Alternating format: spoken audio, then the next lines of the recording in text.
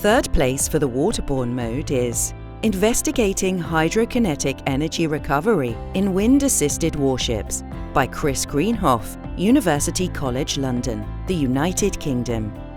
The aim of this project is to combine wind assistance with energy recovery via the propeller acting as a hydrokinetic turbine driving a generator, its output being connected to the ship's electrical power system, offering flexibility when capturing wind energy. This research aims to overcome the challenges of modelling the independent modes of propeller and turbine operations by using multi-quadrant propeller series data to calculate the torque and thrust acting on the propeller. The results indicate a good level of reduction in fuel consumption when using wind assistance, which is significantly improved using hydrokinetic energy recovery.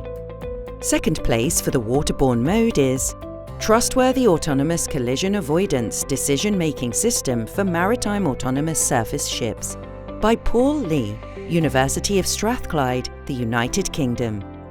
Shipping 4.0 and autonomous ships are envisioned to be the key enabling technologies for the fully autonomous maritime ecosystem. However, the trustworthiness of autonomous technologies can be a challenge.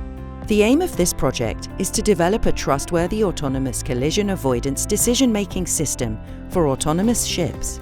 This research develops a reference system layout of the expected autonomous collision avoidance system. A case study of a cargo ship was employed, and collision scenarios were developed to investigate feasibility. Simulation results verified that the system could perform collision avoidance in trained and unknown collision scenarios. First place for the waterborne mode is Rapid Assessment Tool for the Evaluation of Ship Hard Grounding by Ghalib Humayan Taimuri, Aalto University, Finland. Currently, vessel grounding accidents cannot be reliably predicted. There is no maritime transport method tailored to analyze accident data. This project developed a mathematical model and computational tool for the rapid evaluation of ship grounding dynamics. The model incorporates conventional rudder propeller configuration of a twin-screw ship maneuvering under different sea conditions. The tool accounts for ship geometry, structural details and arrangements, and also rock details.